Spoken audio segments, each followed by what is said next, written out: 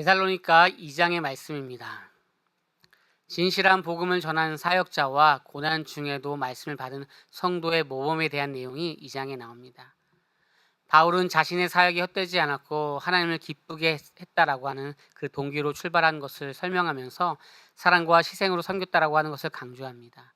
바울은 지금 가장 힘든 시간에 있습니다. 그 힘든 시간을 지나는 성경적으로 사도행전에 보면 아덴이라는 곳과 연결돼서 그 다음의 시간을 속에서 가장 힘든 그 공동체, 같이 복음을 전했던 사람이 다 잡혀갔습니다. 그때에 3주 동안 복음 전하는 사람들을 통하여서 이 데살로니가 교회의 좋은 소문을 듣게 됩니다. 그 소문이 바울이 가장 힘들 때 힘이 되는 그런 메시지가 있는 것이 오늘의 말씀이고 그 장면을 회상하는 내용들입니다. 하나님의 말씀으로 받은 이 데살로니가 교회를 칭찬하는 내용입니다. 1절부터 6절까지의 말씀을 보면 나의 사역의 진정성이 하나님 앞에 있다라고 말하는 것이고 하나님만을 의지했다라고 하는 것입니다. 바울은 빌립보에서 고난을 당한 후에도 데살로니가에서 담대히 복음을 전했습니다.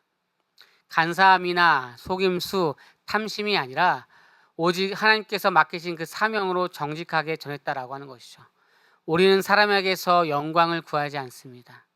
인간 중심 사역이 아니라 하나님의 중심으로 나아갔다라고 하는 것을 말하는 것이 1절에서 6절까지의 말씀입니다.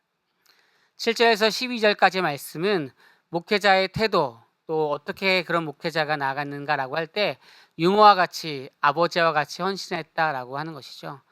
바울은 사랑의 동기로 그들을 돌봤다라고 할 때 유모처럼 부드럽게 하며 아버지처럼 때로는 정확한 권면이 있었다라고 얘기합니다. 하나님의 나라와 영광에 합당하게 살아라, 그렇게 행하라라고 말씀하시며 목회는 단순히 가르침이 아니라 삶으로 초대하는 것입니다. 저도 이 내용을 준비하면서 마음에 하나의 다짐들을 하면서 이 내용을 묵상하게 되었습니다.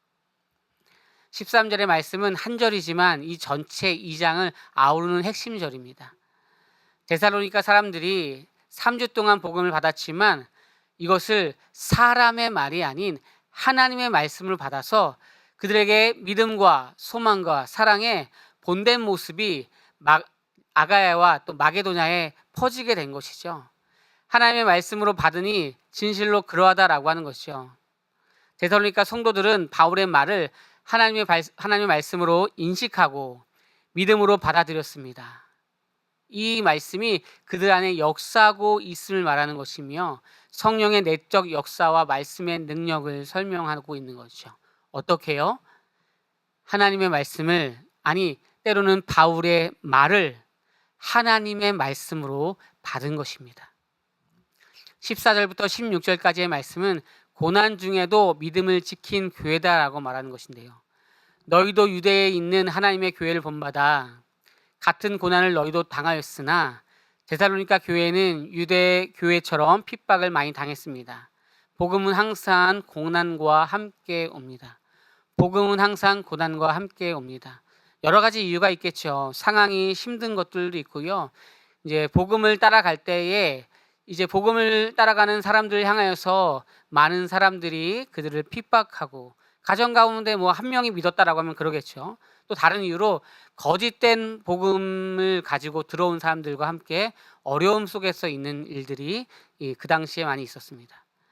유대인들은 선지자와 예수를 죽이고 바울을 핍박함, 그리고 복음에 대한 반대의 역사적인 연속성이 있었다라고 하는 것이 오늘 14절과 16절의 말씀입니다.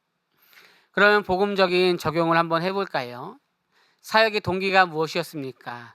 사람을 기쁘게 하기보다 하나님을 기쁘게 하는 것이었습니다. 목회자의 자세는 뭐였습니까? 성도를 자녀처럼 사랑하고 본을 보이는 거였습니다. 말씀의 수용은 뭐였습니까? 하나님의 말씀을 단순한 정보가 아닌 생명의 말씀으로 받고 있는가라고 하는 질문입니다. 그러면 어떻게 나아가야 될까요? 고난과 인내 속에서, 복음 때문에 당하는 고난 속에서 그럼에도 불구하고 믿음을 지켰는가라고 하는 질문입니다. 우리는 항상 상황과 환경에 따라서 움직이는 사람이 아닙니다. 우리는 믿음을 통하여서 그 상황과 환경을 복음을 통하여서 넘을 수 있는 사람입니다. 오늘 복음으로 주님 앞에 아름답게 넘는 우리 모두가 되길 예수님의 이름으로 소망합니다.